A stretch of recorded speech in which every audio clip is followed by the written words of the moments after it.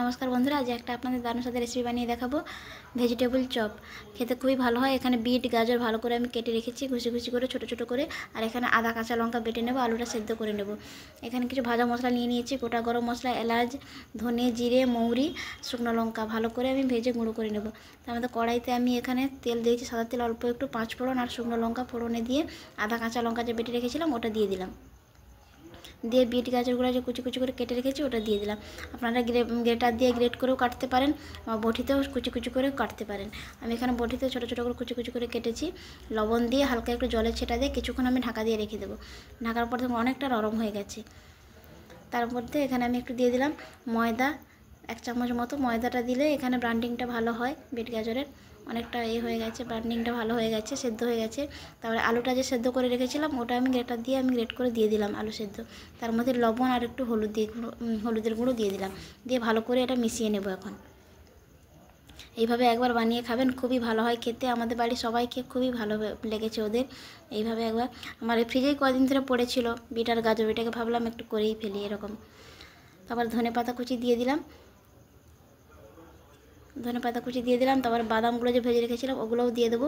ভেজে রাখা মশলার গুঁড়ো সেটাও আমি দিয়ে দিলাম কিছুটা, দিয়ে ভালো করে মিশিয়ে নেব। লবণটা, মিষ্টির ঝালটা আপনারা পরিমাণ মতো বুঝে দেবেন। আমি বেশি ঝাল দিইনি, বাচ্চাগুলো খাবে বলে আমি বেশি ঝাল দিলাম না। হয়ে গেছে, আমি একটা থালার মধ্যে এটা তুলে রাখছি। এটা ঠান্ডা হয়ে গেছে।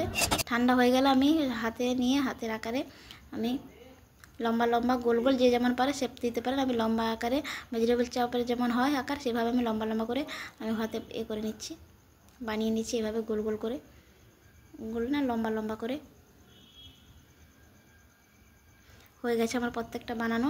তারপরে একটা বাটি নিয়েছি আর এখানে একটা প্লেটের মধ্যে বিস্কুটের গুঁড়ো নিয়েছি। একটা বাটির মধ্যে 2 চামচ মতো কর্নফ্লাওয়ার দিয়ে দিলাম, দিয়ে জল দিয়ে একটু লবণ দিয়ে ভালো করে একটা মিক্স করে তৈরি করে নিচ্ছি। এখানে আপনারা ডিম দিতে পারেন, নিরামিষে বানাচ্ছি বলে আর দিলাম না। ডিমটা কর্নফ্লাওয়ারের ব্যাটারে গোলালাম, গলে ওর মধ্যে সবগুলোকে দিলাম, দিয়ে বিস্কুটের গুঁড়ার মধ্যে ফোল্ড করে নিলাম ভালো করে। আপনারা দুবারও করতে পারেন, একবারও করতে পারেন, আমি একবারই করেছি।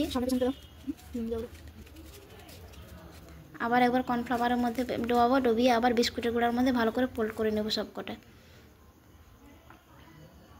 একবার বানিয়ে খাবেন, খুবই ভালো হয়। বানানো একবারে সহজ আর খেতেও খুবই সুস্বাদু হয়। বড় থেকে ছোট সবারই ভালো লাগবে এইভাবে একবার বানিয়ে খাবেন। আর খুবই বাচ্চা কাচ্চা সবজি না খেতে চাইলে এইভাবে একবার বানিয়ে দেবেন। আর বিট গাজরে তো খুবই উপকার, খাওয়াও ভালো শরীরের পক্ষে। এগুলো সবগুলো আমার বানানো হয়ে গেছে। আর কড়াইতে তেল দিয়ে আমি এগুলো একে একে ভেজে নেব। গ্যাসটা আমি মিডিয়ামে রেখেছি।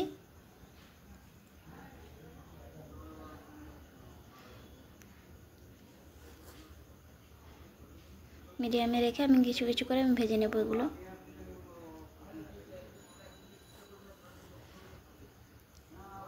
হালকা করে ভেজে আমি এবার তুলে নেব। সবাই ভালো থাকবেন, সবাইকে অসংখ্য ধন্যবাদ। ভালো থাকবেন সবাই।